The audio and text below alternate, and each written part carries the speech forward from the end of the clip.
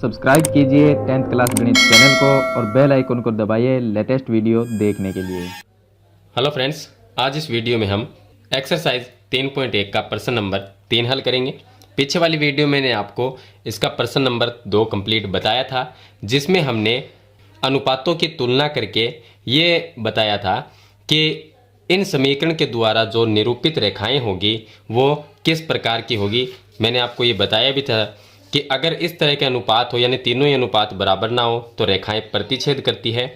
अगर तीनों अनुपात बराबर हो तो रेखाएं संपाती होती है, और आगे वाले दो अनुपात बराबर हो, C1 बटा C2 का मान बराबर ना हो, तीसरा अनुपात बराबर ना हो तो रेखाएं क्या होगी, समांतर होगी। ये हमने क्वेश्चन नंबर 2 में पढ़ा था। अब हम क्वेश्चन नंबर 3 में ये पढ़ेंगे कि ये जो समीकरण है वो किस प्रकार की है, यानी कि अनुपातों की तुलना कर ज्ञात कीजिए कि निम्नलिखित समीकरणों के युग्म, ये जो समीकरण युग्म है ये संगत है या असंगत है। अब संगत कब होगा और असंगत कब होगा ये हम इस शर्त से सीखेंगे। तो देखिए, इसमें जब रेखाएं प्रतिच्छेद करती है तो समीकरण युग्म संगत होता है, यानी तीनों ही अनुपात बराबर ना हो तो रेखाएं प्रतिच्छेद करती है और समीकरण युग्म क्या होता है, संगत होता है। अगर तीनों अनुपात बराबर है तो भी समीकरण युग्म संगत होगा। अगर आगे वाले दोनों अनुपात बराबर हो और तीसरा बराबर ना हो तो समीकरण युग्म असंगत होगा। तो इस तरह से ये शर्त याद रखनी है। चलिए अब हम एक एक करके सभी क्वेश्चन को हल करते हैं। 5 क्वेश्चन इसमें दिए गए हैं। तो पहला क्वेश्चन देखिए, प्रश्न नंबर 1। पहले प्रश्न में जो समीकरण दी गई है वो 3x प्लस 2y बराबर 5 है। तो हम यहाँ पर लिख लेते हैं 3x प्लस 2y बराबर 5, और जो दूसरे समीकरण है 2x माइनस 3y बराबर 7, तो ये आ गया 2x माइनस 3y बराबर 7। ये समीकरण नंबर 1 हो जाएगी, ये समीकरण नंबर 2 हो जाएगी। अब इसकी करनी है तुलना, तो यहाँ पर लिखेंगे कि तुलना करने पर, इसके तुलना करेंगे तो a1 बटे a2 का मान क्या होगा। देखिए ये तुलना करेंगे तो a1 बटे a2 का मान क्या होगा, a1 b1 c1 ये आपको समीकरण नंबर 1 में मिलेंगे, a2 b2 c2 इनके मान समीकरण 2 में मिलेंगे। तो x के गुणा में यहाँ पर 3 है तो a1 का जो मान है वो 3 हो जाएगा, और b1 का जो मान है y के गुणा में 2 है तो ये 2 हो जाएगा, और c1 का जो मान है वो यहाँ पर 5 है जो अकेली संख्या है, लेकिन इस 5 को इस साइड में लेके आते हैं तो ये माइनस में 5 होता है, तो -5 ही लिखना है।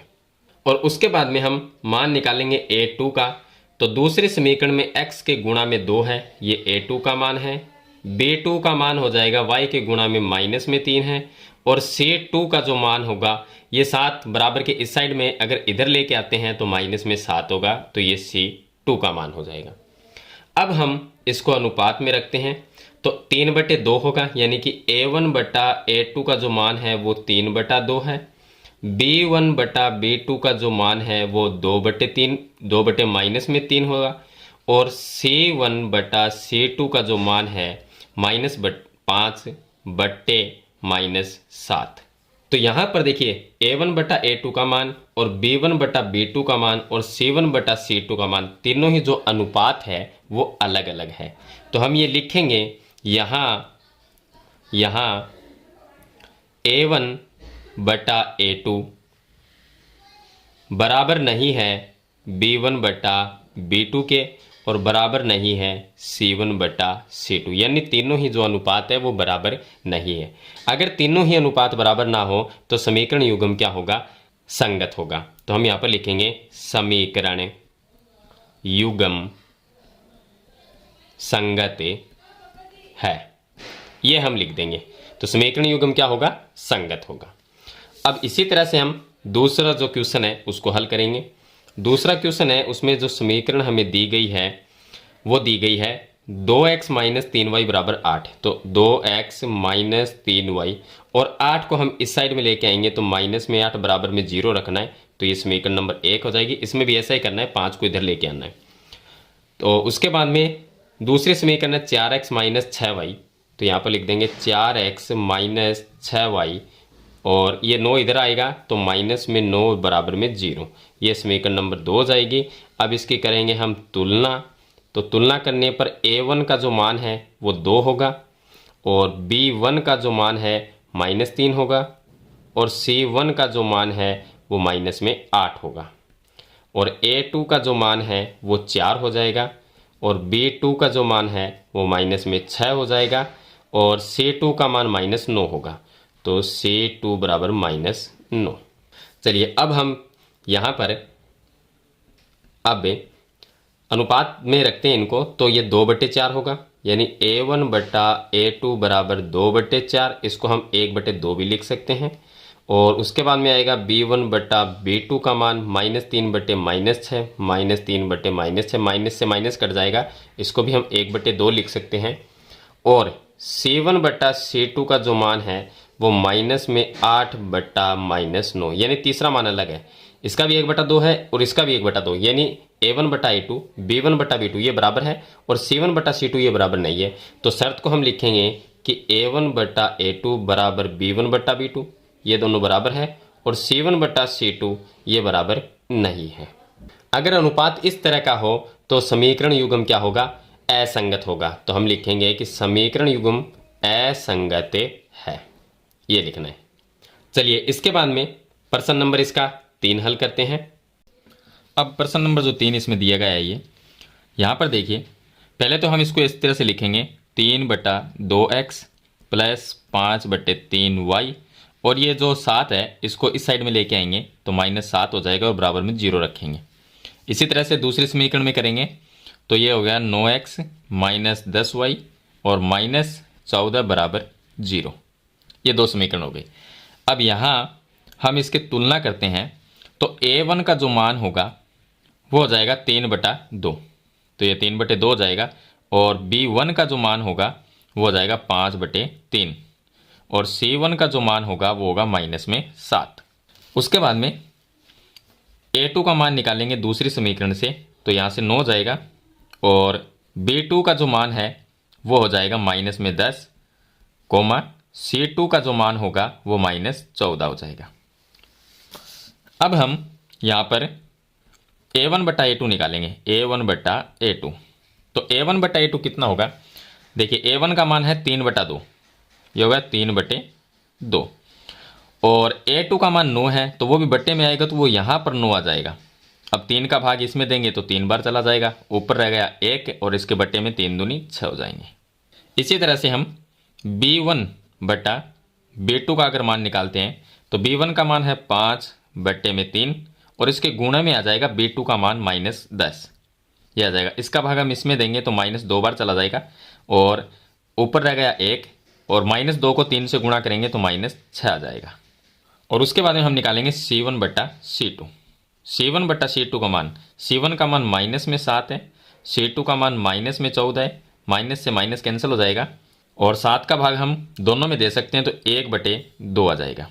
तो इसको हम लिखेंगे कि A1 बटा जो A2 है वो बराबर नहीं है B1 बटा B2 के, और ये जो B1 बटा B2 है ये C1 बटे C2 के बराबर नहीं है।